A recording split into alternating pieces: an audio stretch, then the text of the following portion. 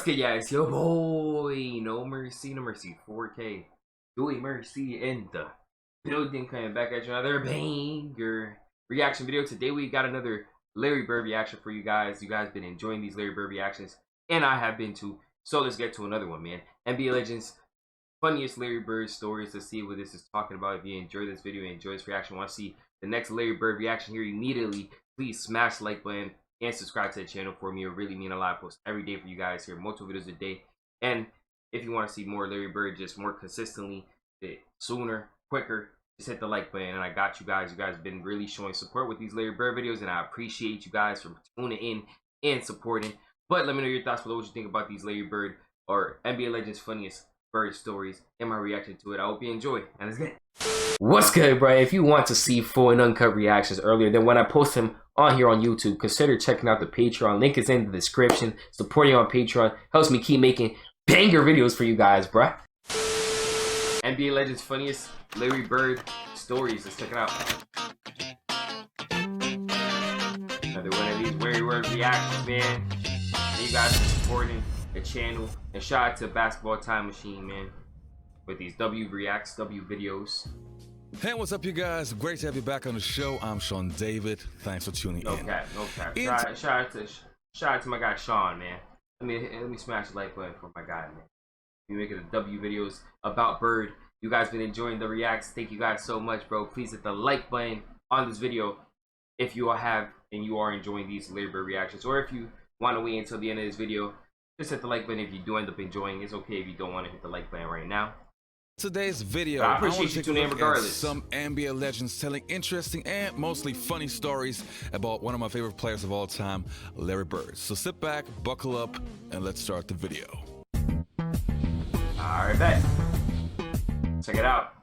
See if we got some new stories, because we've seen some other videos about Bird stories. So the first player who's going to tell the story is Doc Rivers, one of the best coaches in today's NBA, and of course a great player back in the 1980s and the 1990s. One of the most known stories, but still always fun to listen to. But when you played against somebody, do you remember? Well, you had the Bird night. I had the Bird night. Yeah, that was a tough night, man. The biggest argument that night is, well, you only scored 6 on me.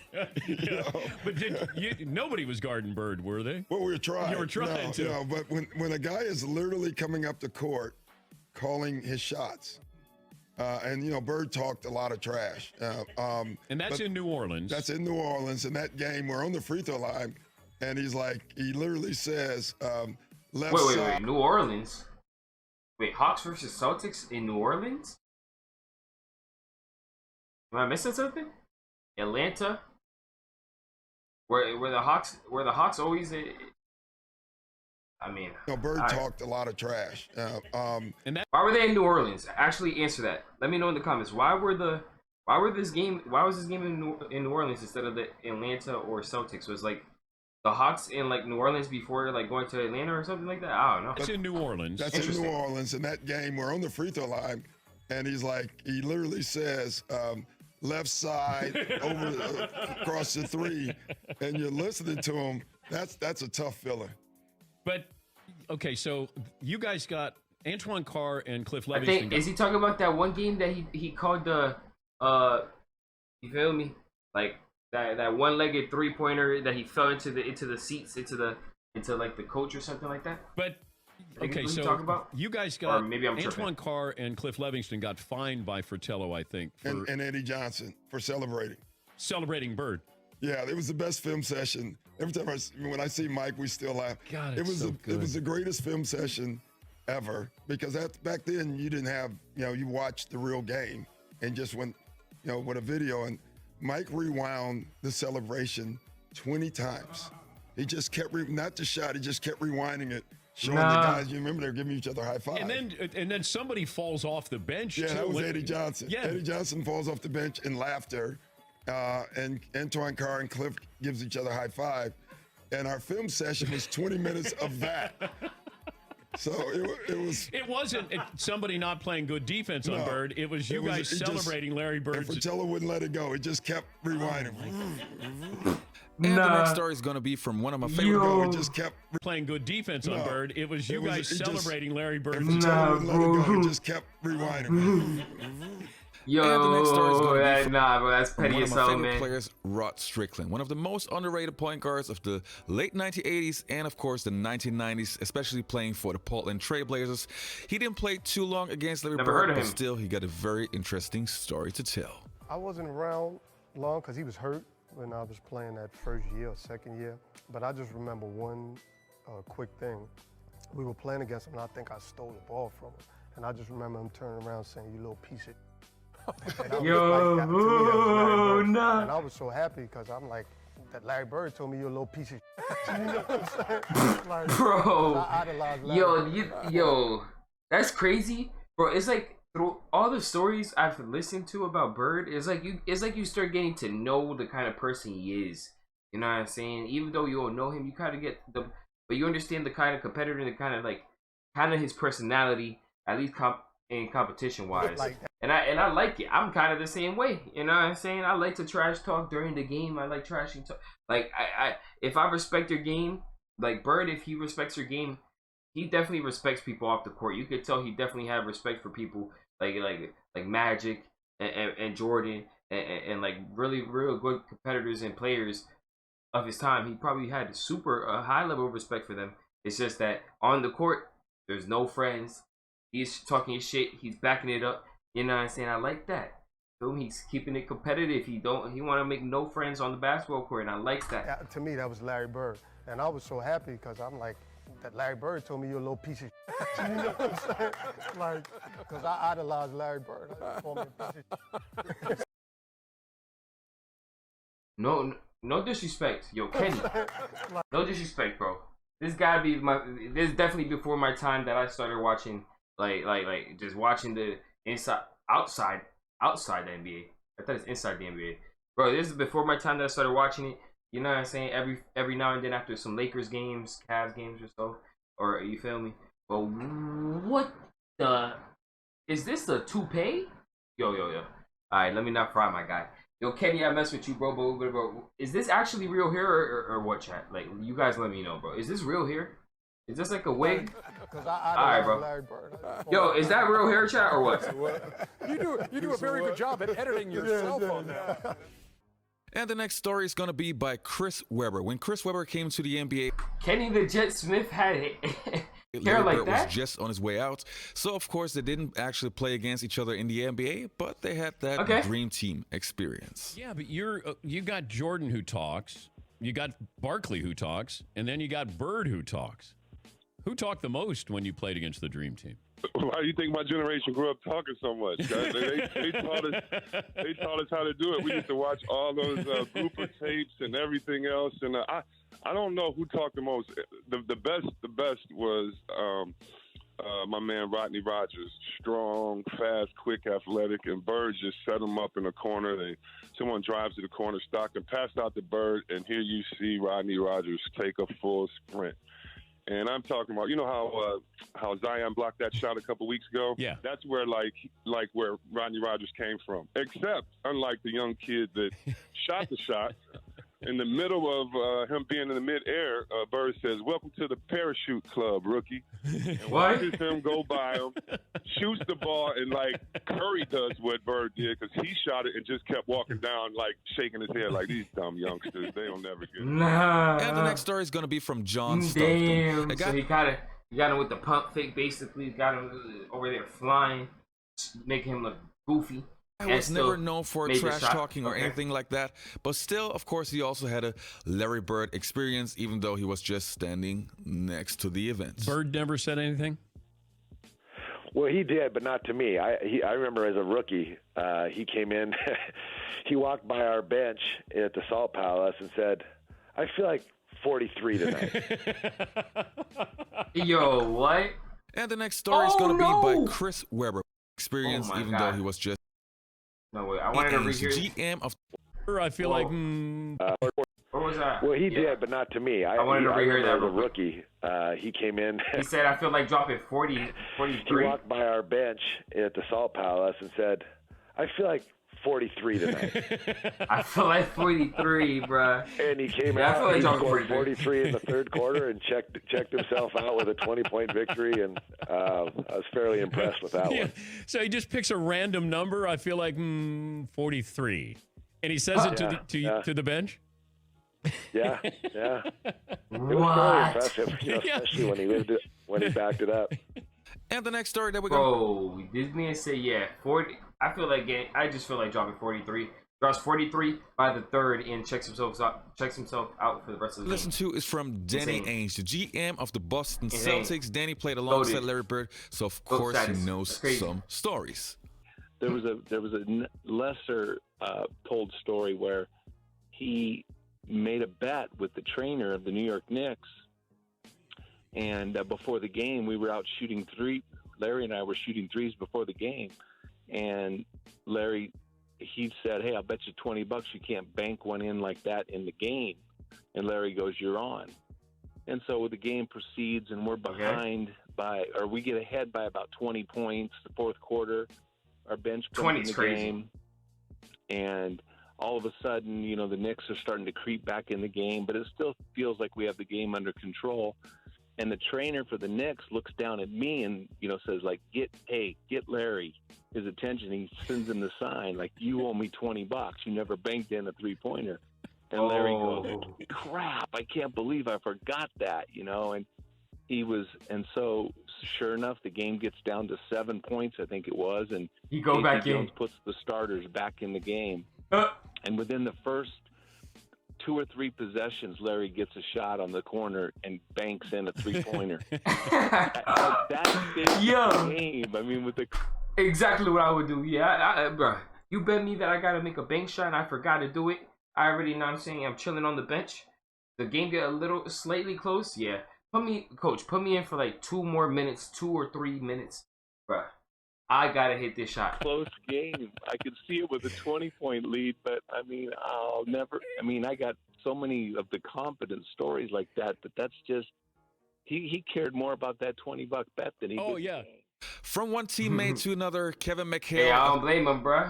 I don't blame him. Shit. Bro, if I make a bet like that, I gotta bank in a shot.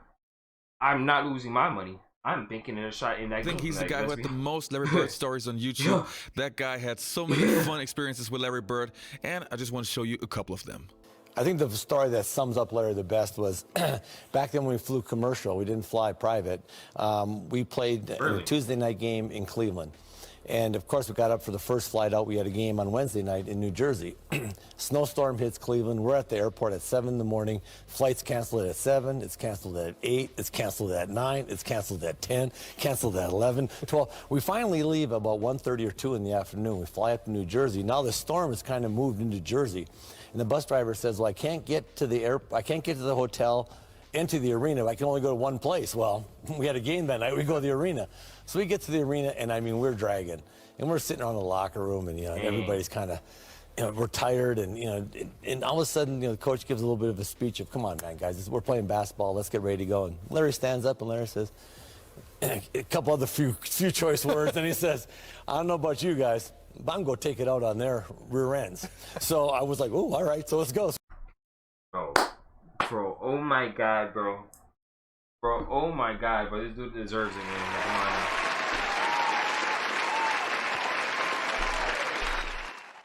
Inspirational, man. It just almost brings a tear to my eye. Like, just inspirational stuff here. Inspirational-ish.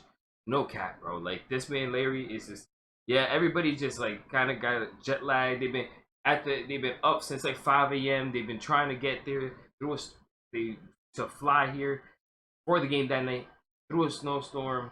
Didn't even get to a hotel, just went straight to the arena. They all look kind of tired and sluggish. He says, "Nah, let's go take it out on them." You know what I'm saying?